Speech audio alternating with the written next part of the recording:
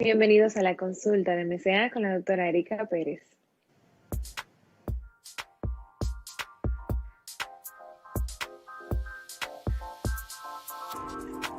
Bienvenidos una nueva semana a la consulta de MCA. Medicina Cardiovascular Asociada es un grupo de especialistas que traemos información interesante, información actualizada y principalmente basada en evidencia científica. Tengo siempre que empezar este programa agradeciendo por la sintonía, por el apoyo, por los comentarios positivos, por todo eso bueno que me comentan cada semana sobre el tema que compartimos, lo mucho que aprenden y lo mucho que aprovechan este tipo de contenido. Es verdaderamente un honor contar con ese tipo de soporte y más que nada es una gran motivación para seguirlo haciendo. El día de hoy traemos una especialista que forma parte también de nuestro staff en MCA. Ella es la licenciada Nicole Arbaje, psicóloga clínica. Bienvenida por primera vez a este espacio, a este también tu espacio, Nicole, para hablar no de psicología en general, porque yo creo que no nos daría una hora basto para hablar de psicología, ¿verdad que no? Sino más que nada psicología hospitalaria. Bienvenida a este, aunque sea virtual, espacio para compartir información. Muchísimas gracias, Erika. Para mí es un placer compartir este espacio junto contigo y con todas las personas que están televisando el programa. El placer es todo nuestro. Voy a hablar por todos quienes nos están oyendo. Estoy segura, tú sabes que con el tema de la pandemia, a todos nos ha tocado prestar atención a nuestra salud mental, ¿no? A todos nos ha tocado, sea directa o indirectamente, trabajar en eso, fortalecerlo, sentirnos cada vez más, ¿verdad?, propios y vamos a decir conscientes de la importancia de la salud mental y cómo eso afecta también nuestra salud física. Pero no queremos diluirnos en esa parte de psicología personal y bueno, como tal vez tú como especialista podrías llamarle, sino ya a lo que tú trabajas y desarrollas en nuestro staff, que es la psicología hospitalaria. Vamos a explicarles a nuestra audiencia a qué nos referimos con psicología hospitalaria. Es que atendemos por psicología a pacientes hospitalizados. Cuéntanos un poco sobre eso. Bueno, la psicología hospitalaria realmente es parte de lo que está dentro de lo que se conoce como la psicología de la salud. O hay lugares donde, por ejemplo, le dicen health psychology, o incluso en España, por ejemplo, lo conocen más como la parte sanitaria. O sea que realmente la psicología hospitalaria es una mini vertiente de lo que vendría siendo la psicología de salud. Y tiene 1000 enfoques diferentes. O sea, por ejemplo, dentro de la misma psicología hospitalaria está la psicocardiología, que es el enfoque de la psicología y la cardiología, o psicooncología, y así, un grupo enorme de áreas, exacto. Claro. O sea que en el caso incluso de la psicología gastrointestinal tendría un espacio también, por supuesto, tomar en cuenta las enfermedades de esa área y cómo se relacionan con nuestra salud mental. Interesantísimo. Tomar en cuenta entonces que es un término tan global, tan genérico y que incluye pues a las diferentes especialidades en medicina o que incluye de pronto áreas que no necesariamente son tan específicas.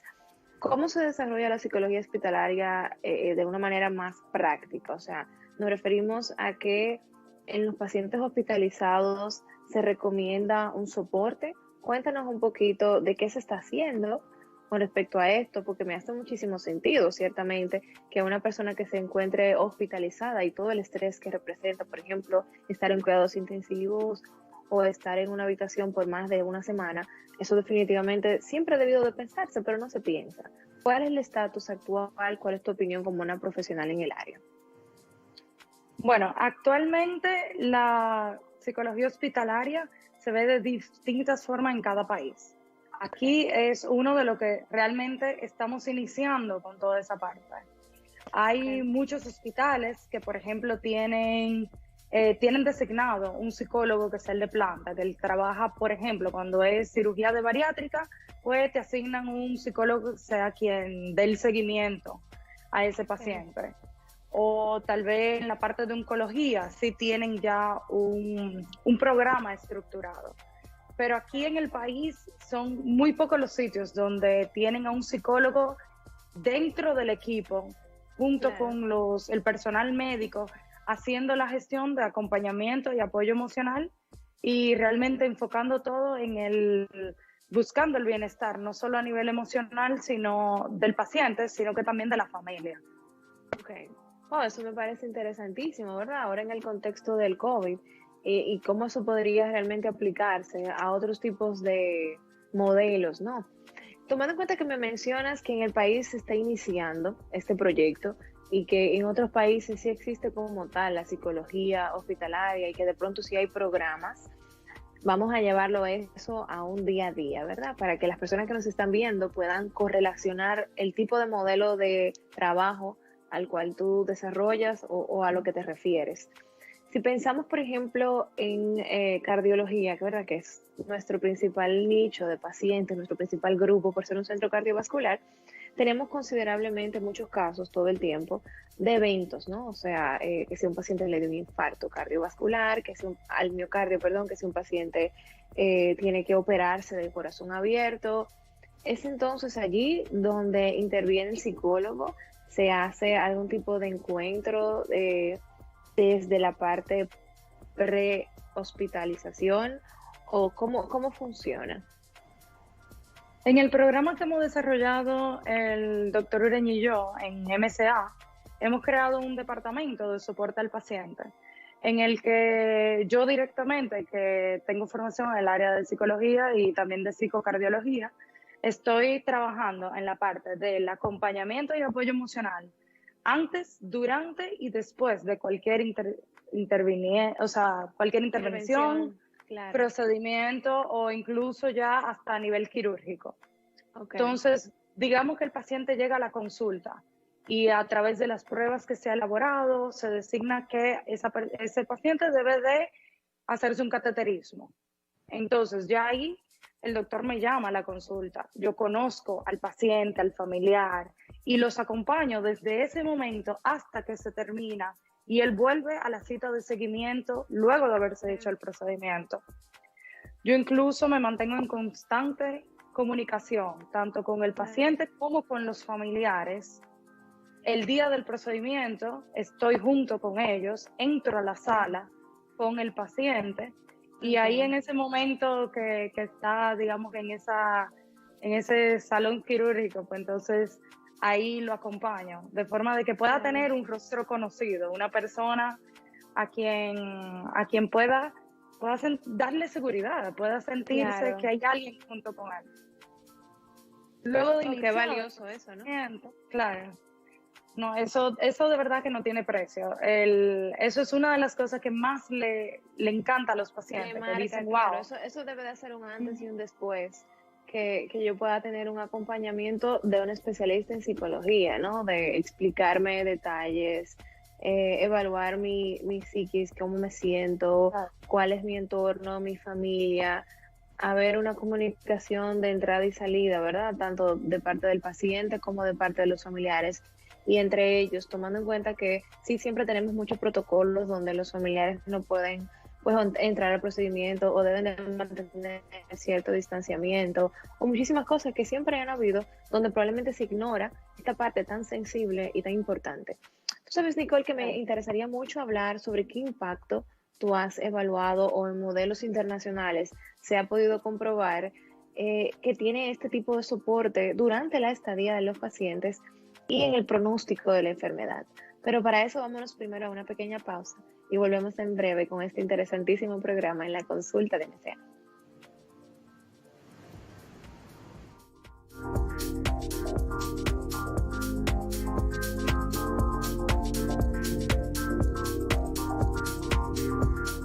Hey there! Do you remember me in Progressive English? I'm here again to remind you. Hi sis, vamos a hablar de resultados. Yeah, we are so proud that our graduating students can show off their proficiency in English. Check some of them out on our social media. Porque en Progressive somos tus aliados y expertos en llevarte a lo que logres dominar el inglés. ¡Expertos! Con la mejor plataforma online de los Estados Unidos y excelente y nueva locación presencial. Oye, hemos ampliado tus opciones. Tenemos clases virtuales por el momento y tendremos para ti clases presenciales clases virtuales o de ambas formas, como tú gustes. Would you like to be ready too? Come to Progressive y amplía tu mundo.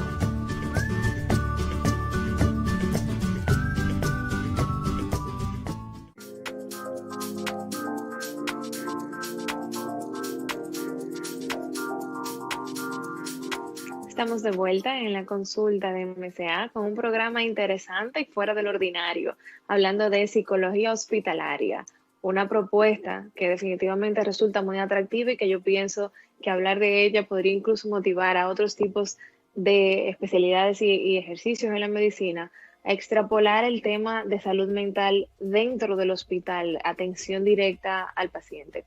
Tú sabes, Nicole, y tenemos aquí una experta, la licenciada Nicole Arbaje, psicóloga clínica, que nos ha hablado muy bien sobre el tema de psicología hospitalaria y cómo es un tema que existe ya a nivel internacional e incluso probablemente en algunos modelos, pero no de una manera tan específica como en eso del acompañamiento del paciente, de pre-hospitalización, durante, después. Yo creo que eso definitivamente marca una diferencia muy importante cuando hablamos de un procedimiento que tiene complicaciones, que tiene riesgos y que sin duda es muy estresante para el paciente.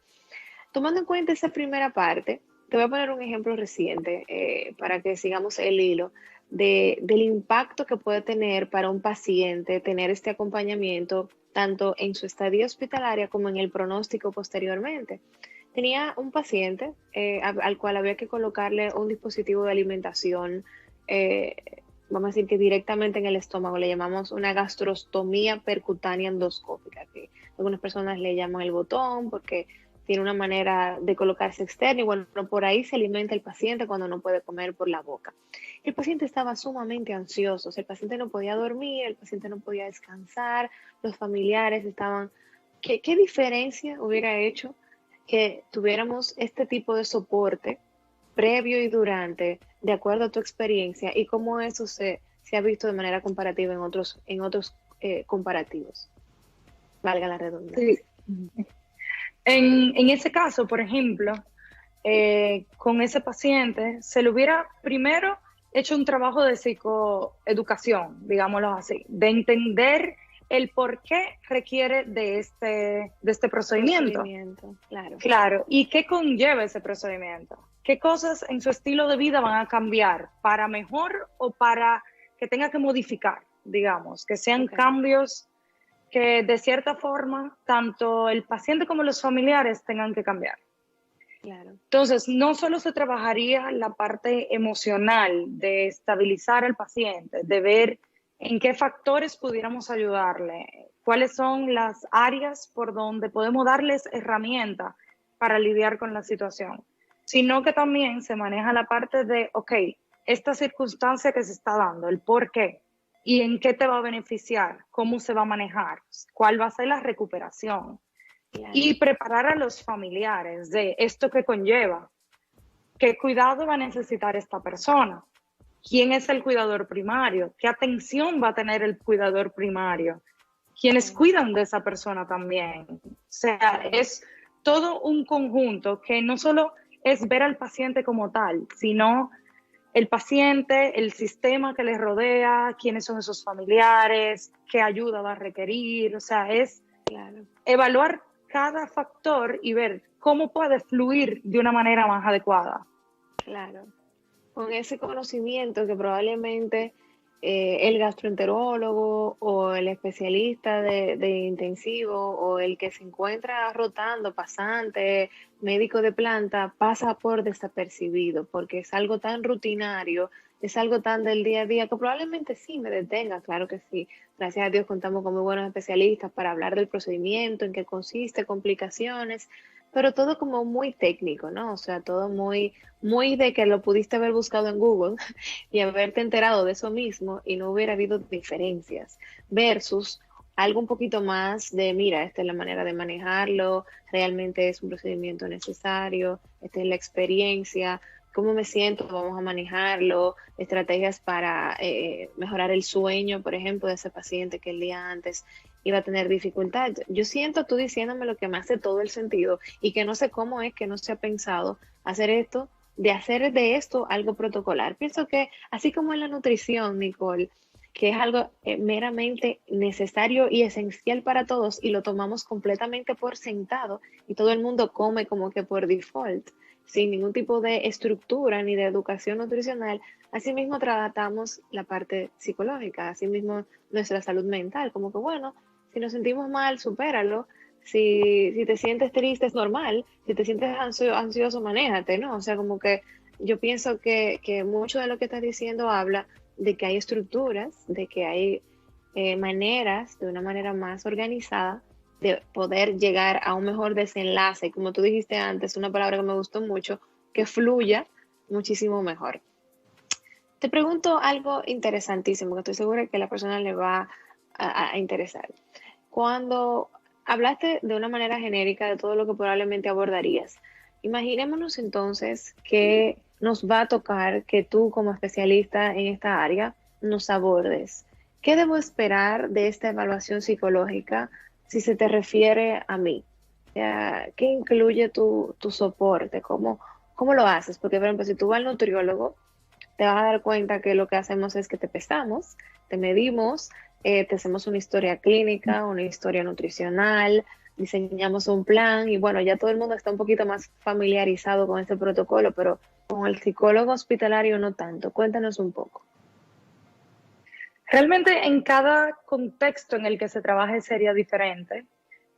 Si habláramos en un hospital, por ejemplo, en el área de emergencia, sería diferente a un paciente ambulatorio o a un paciente que vaya a un procedimiento quirúrgico.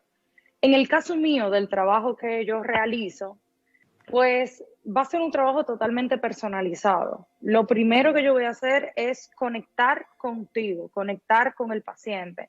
¿Quién eres tú? ¿Por qué estás aquí? ¿Y quiénes vienen contigo? Okay. Y conectar a nivel personal, porque realmente no es solo la parte de quién tú eres. Tenemos que humanizar los sistemas. Tenemos que, tú no eres un paciente, tú eres una persona que está pasando por una situación difícil. Posiblemente te acaban de dar una noticia, la cual ni has procesado bien. Entonces, ahí entro yo, ayudarte a entender eso. ¿Qué te acaban de decir? ¿Qué conlleva eso? Y ir viendo cuáles serían los pasos a seguir para lograr llegar a buscar una solución al problema. Por ejemplo, si es un procedimiento al que te vas a enfrentar, ¿qué hay que hacer para reencontrarnos en la cita de seguimiento ya postquirúrgica, por ejemplo? ¿Cuáles van a ser esas etapas que vas a vivir? Obviamente, ese encuentro inicial lleva una evaluación donde ahí yo puedo ver quién es la red de apoyo, quiénes son esas personas que de forma directa van a poder conectar, quiénes van a ser mis aliados, con quiénes van a ser las personas clave que voy a poder comunicarme más a menudo.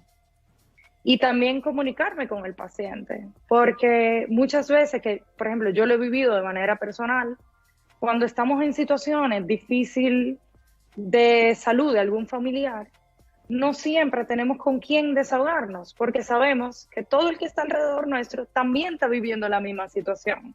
Claro. Entonces ahí abro esa apertura a que, aquí hay una persona que te está diciendo, cuenta conmigo, confía en mí y puedes desahogarte conmigo, puedes pedirme ayuda en lo que sea, puedes contar con que yo te voy a acompañar. Es un acompañamiento genuino de una persona con otra. No es tanto un profesional con un paciente, sino más un acompañamiento cercano realmente. Claro, de otro ser humano, para que no se vea tan sistematizado, ¿no? Porque no se sienta tampoco de esa forma. Sí, yo creo que eso hace una diferencia importantísima en cualquier personal de salud, cualquier profesional de la salud. Pienso que mientras más humano es con nuestros pacientes, con nuestras, vamos a decir, las personas que buscan soporte, hay muchísimo mejor resultado. Eso aplica para todo, para todo. Una de las cosas que diferencia mucho la medicina de nuestro país de otros países, tal vez un poco más desarrollados, es esa cercanía que creamos nosotros con nuestros pacientes, tal vez por nuestra forma de ser, ¿verdad? Somos mucho más sonrientes, somos más cercanos, somos más cálidos, más cariñosos. Ahora con el COVID nos han puesto un poquito más fríos. Yo recuerdo que una época mi dermatóloga me decía, Erika, tienes que dejar de saludar con un beso a todos los pacientes porque se te está enfermando la cara de tanto saludar a tantas personas. Entonces decía, cuéntale, pero es que como que cuando llega, tú sabes, el ambiente de salud tiende a ser muy hostil, ¿no? Muy estresante. Pensar que desde que llego es como que, cuéntame, ¿qué necesita? Como si fuera un robot. Claro. No, doctora, yo tengo diabetes, no, doctora, me van a hacer un cateterismo, esto me asusta, ¿verdad? Tengo una arteria obstruida, me salió un estudio que dice que tengo un 90%, o sea, yo me pongo en la posición del paciente y pensar que puedo contar con alguien que es especialista en esa área me hace sentir muchísimo más tranquila, muchísimo más confiada de que ciertamente no solamente tengo un buen profesional en cardiología para hacer el procedimiento o en cualquier otra área, sino que también hay todo un aspecto integral de evaluación que yo pienso que hace la diferencia por completo. Cuéntame de esta otra pregunta que te voy a hacer, Nicole. Si hablamos de la experiencia que has tenido con tus pacientes recientemente, ¿consideras que todo paciente debería de ser evaluado por psicología o hay algún filtro, hay algún triaje, como hacemos en emergencia, que definimos qué paciente realmente necesita ser hospitalizado y cuál no? La realidad de lo que se encuentra hoy en día es totalmente diferente a un mundo ideal. Si a mí me preguntan, y en un mundo ideal, en un hospital ideal, yo haría totalmente un filtro, una evaluación, como un screening a cada paciente, porque realmente no sabemos qué puede estar oculto de esa visita a emergencia. Por ejemplo, tal vez no parece llamativo el que una persona un día llegue con una fractura, pero si hablamos de una persona que frecuentemente está llegando con una fractura o alguna agresión o algún golpe, y esa persona de cierta manera está teniendo un filtro, pues puede ser que ese profesional del área de la salud se dé cuenta, ok, puede ser que esta persona sea una persona vulnerable, que esté siendo tal vez abusada, o pudieran también asimismo detectarse problemas alimenticios desde antes de que se conviertan en un problema. Entonces, realmente, si fuera un modelo ideal, debería de todo el mundo cruzar por algún filtro, que a partir de ahí se determina quiénes necesitan un seguimiento cercano, quiénes necesitan simplemente ser referidos a una terapia o quienes sí cumplen con los requisitos del acompañamiento, digamos. Claro. Porque cada circunstancia también es diferente a otra. O sea, si nos vamos a pensar en enfermedades o en condiciones médicas, hay muchas que ya por default se diría, bueno, ese es totalmente una amputación, por ejemplo, acompañamiento por default, un trasplante, pero como quiera, fuera de eso, o sea, hay miles de condiciones que cualquier otra persona pudiera encontrársela sencilla, Pequeña, pero, claro. pero no sabemos cómo eso puede estar afectando en la vida de esa persona, porque no es tanto la enfermedad o la condición en sí, es el todo, es qué conlleva eso. Claro, lo que eso representa. Claro. Exacto, que eso está representando en la vida de esa persona. Claro, dos familias claro, pueden vivir exactamente la misma situación y una manejarlo de una manera y otra completamente de otra diferente. Entonces, claro. Yo diría que todo el mundo, no importa por qué motivo va, debería de pasar por un filtro de una revisión inicial. Y a partir de ahí, definir quiénes sí, quiénes no, quiénes pueden continuar y más adelante se vuelve a mirar y así por el estilo. Excelente. Yo creo que eso es algo que es un modelo a aplicar. Me ha encantado el tema, de verdad. Yo me siento que esto habla también de evolucionar en medicina, de utilizar otros tipos de métodos, no solamente de screening y de evaluación, sino de tratamiento y de soporte. Vámonos a una pequeña pausa que se nos ha ido volando el tiempo. Volvemos en breve en la consulta de MCA.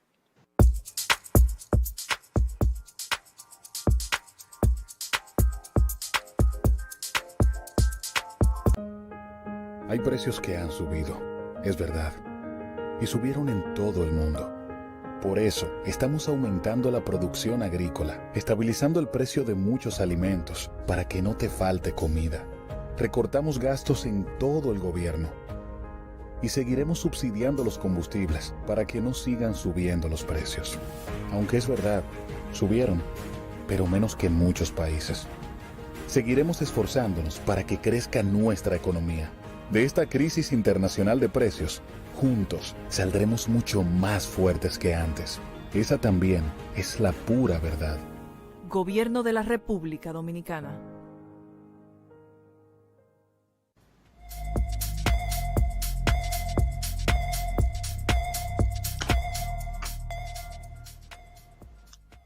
Estamos de vuelta en este nuestro espacio, la consulta de MCA. Una servidora, la doctora Erika Pérez, médico nutriólogo, y me acompaña la licenciada Nicole Arbaje, psicóloga clínica de nuestro staff, a quien quiero y aprecio muchísimo, también es amiga. Siento que realmente enriquece mucho todo el soporte que está dando para nuestro equipo, y más que nada pienso que va a ser un modelo de ejemplo, ¿verdad? Que va a marcar pautas para futuros proyectos, estoy segura que sí.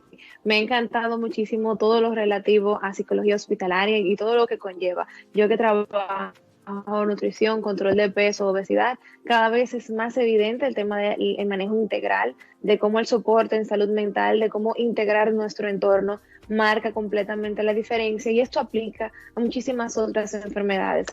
Entonces, quisiera ahora que le diéramos el hilo.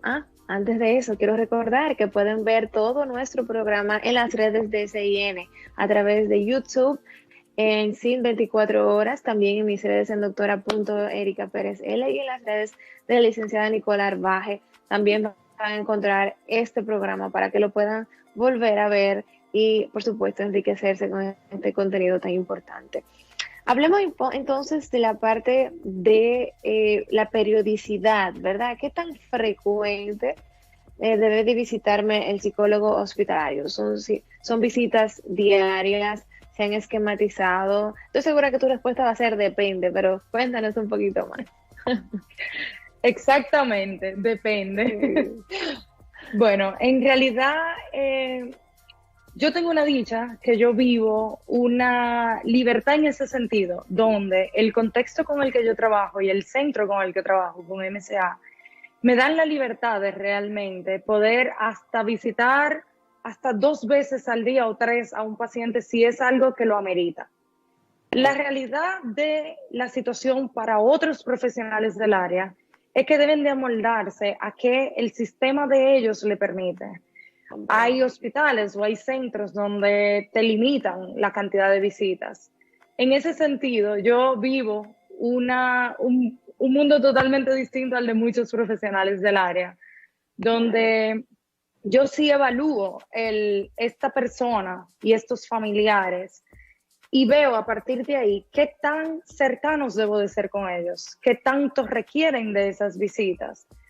Porque incluso hay veces que no es ni siquiera al paciente a quien yo visito, sino que a los familiares que están fuera. Okay.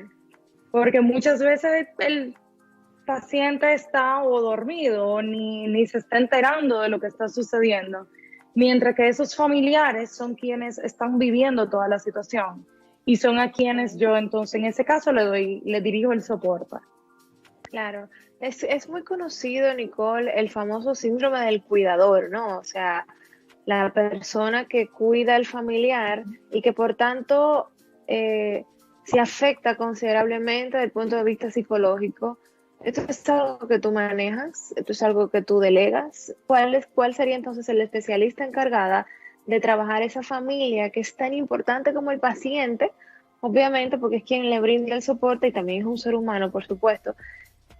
¿Cómo sería este abordaje? Esto es interesantísimo. Bueno, con los cuidadores hay que realmente llevar un seguimiento muy cercano. ¿Por qué? Porque los cuidadores tienden a enfocarse tanto en este paciente, en esta persona, que descuidan su propio cuidado, descuidan el que deben ellos sacar un tiempo.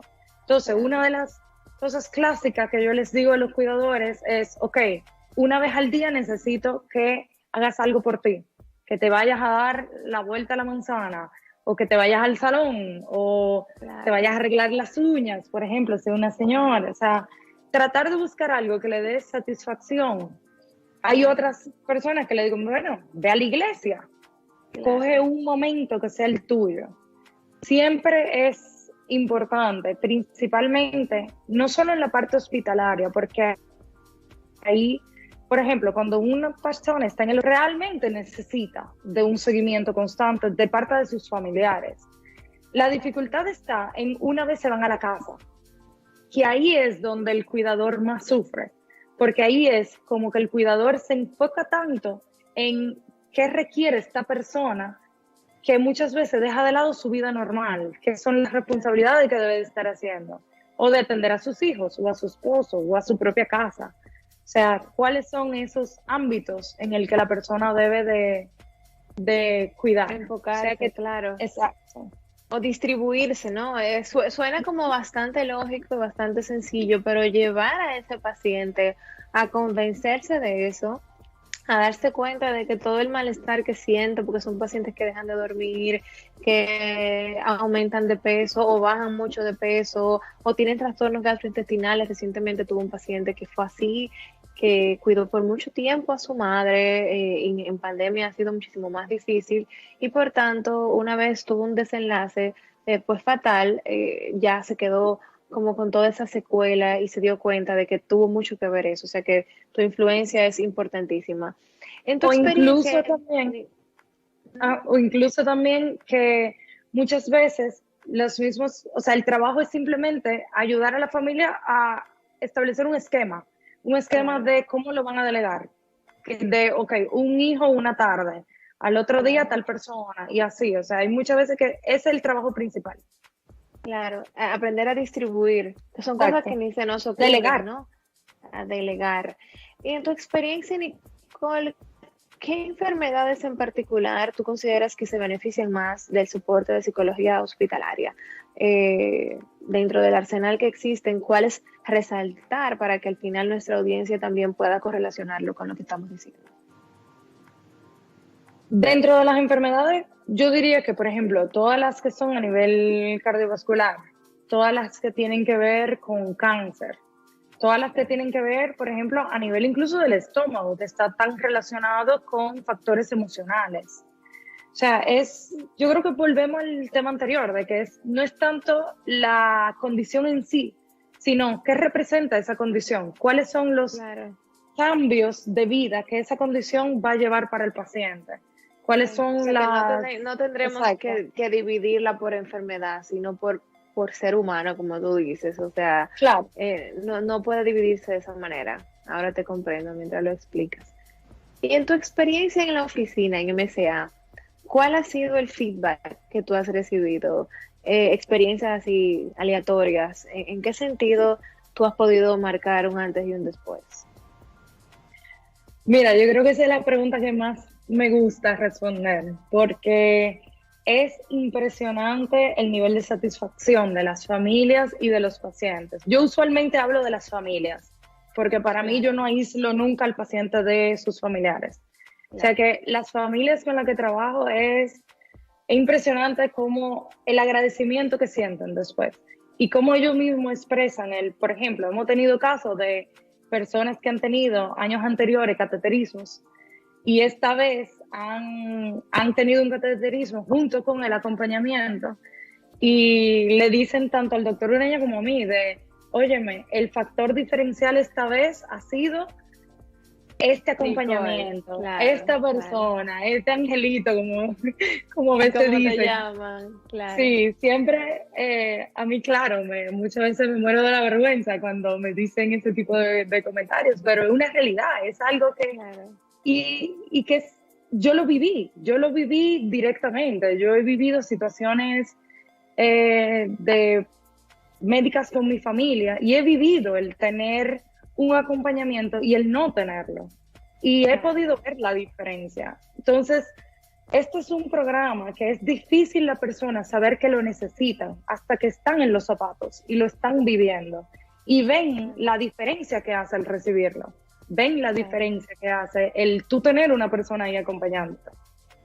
Claro. Y de verdad que ha sido impresionante. Maravilloso. Yo me lo puedo imaginar porque yo recuerdo cuando estaba terminando ya la pasantía médica, que es ese año que nosotros hacemos para poder tener nuestro exequatur, que es la licencia médica para quienes no lo saben. Después de graduarte de medicina, tú haces un año en un hospital. Y ahí fue, desde entonces, donde yo conecté mucho con cardiología, me di cuenta de la necesidad nutricional. Pero en ese año de pasantía, Nicole, me tocó trabajar como 2 meses en un área de preprocedimiento. Y era esencialmente recibir al paciente con los estudios que decían que el paciente necesitaba un procedimiento. Fuera un cateterismo, fuera una cirugía de corazón abierto, fuera un cambio valvular, fuera algo relacionado con cardiología, claro que sí, porque en esa área fue donde me desenvolví. Y en aquel momento me di cuenta de cómo el paciente se sentía diferente cuando tú le explicabas un poquito de qué se trataba. Y tú le decías, mira, te van a poner un tubito por aquí, por la muñeca, eso va a viajar todo el brazo. Y yo recuerdo en esta época que eso marcaba un antes y un después, y yo no sé nada de psicología, o sea, yo no me puedo imaginar la diferencia que eso realmente representa cuando una persona como tú, que está mucho mejor entrenada, puede hacer este abordaje. Pienso que esto es un mensaje para que nosotros tengamos también el conocimiento de que nosotros necesitamos este soporte, de que lo merecemos, de que debe formar parte de algo integral en nuestro proceder. Vamos a la última pausa, Nicole, que ya me están haciendo señas, y volvemos en breve con este interesantísimo tema.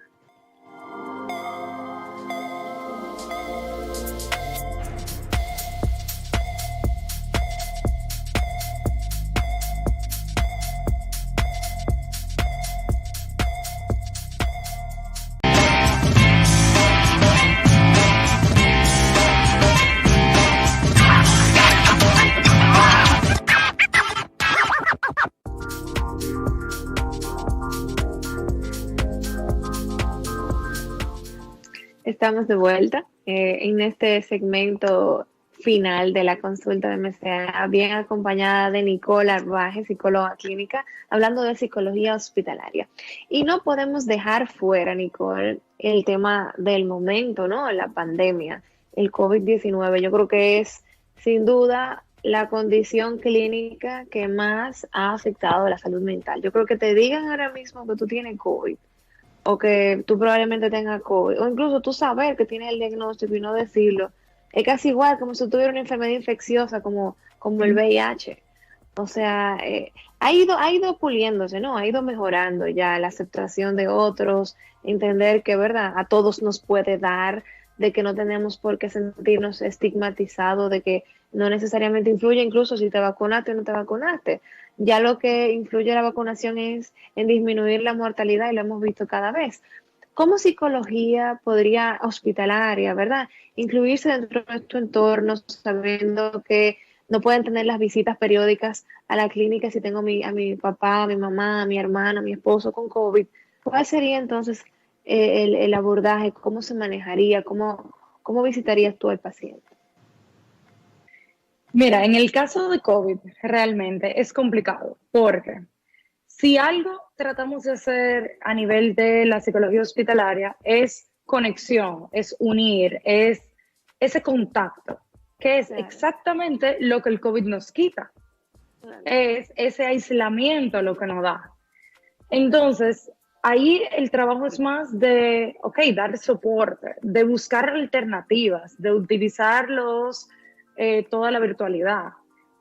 Por ejemplo, en Estados Unidos salieron videos hermosos de familiares que desde un cristal le daban apoyo a ese señor mayor. O esas llamadas por Skype donde el abuelito conocía al bebecito nuevo que nació en la familia. O sea, es buscar alternativas de lograr conseguir esa conexión.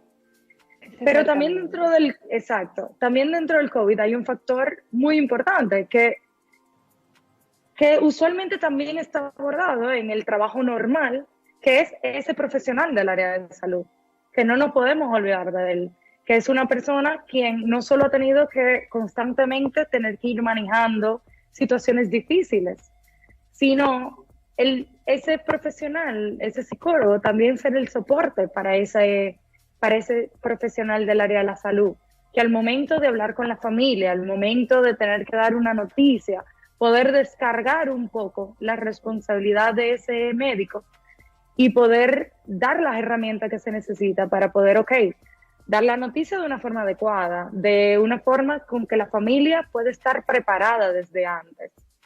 Claro. Y eso es un factor también importantísimo, de que todo esta parte hospitalaria no es solo al paciente y al familiar, sino también al personal médico, de darle ese soporte, de esas herramientas que no les enseñan en la carrera, lo han tenido que ir aprendiendo a través de, como tú misma decías, de tú misma aprendiste en la pasantía a cómo darle esas noticias a los pacientes. Claro, entonces, claro. Es un apoyo primordial en esta situación tan difícil del COVID a las familias, a los pacientes y al personal médico. Claro, sabes que con el tema que tú acabas de decir, eso ha sido un tema de conversación entre nosotros. Claro que sí, yo en algún momento le decía a algunos de mis colegas médicos, oye, ¿cómo le decimos al familiar que le salió el diagnóstico de cáncer en el estudio? ¿Cómo le decimos al familiar que está inestable hemodinámicamente y que probablemente vaya a fallecer? ¿Cómo le digo que va a haber que intubar al paciente? O sea, son cosas tan lacerantes psicológicamente hablando que definitivamente no estamos preparados para eso. O sea, como seres humanos que somos, porque somos vulnerables, o sea, nosotros también nos sentimos tristes, también lloramos con los pacientes, pero muchas veces estamos tan enrollados entre tantos casos similares que perdemos la sensibilidad. ¿Y quién nos explica? Bueno, entonces mira qué interesante que tú digas, de pronto yo debería de ir para poder hablar con el paciente y tener algún tipo de soporte para que lo que yo quiero decir esté adecuadamente transmitido y realmente se pueda reflejar, que lo que más deseo es que el paciente sepa que estoy haciendo todo lo posible para que las cosas salgan bien. Porque a veces pasa eso, que incluso entre todo el rollo de la jornada, ni siquiera nos tomamos el tiempo de hablar con el familiar, sino que es al final. Ya todo pasó. Es interesantísimo como tú lo dices, porque no había ni siquiera pensado en el apoyo al personal médico. O sea que pienso que verdaderamente es un combo completo. Sí, una gran parte del trabajo es eso, es comunicar, es ser ese intermediario entre el equipo médico y el paciente, el expresarle noticias, el decirle cómo va el procedimiento, qué está pasando, Claro. O sea, es pura comunicación constante. Claro, excelente. Siento que eso nos acerca más a los pacientes se sienten todavía más conformes.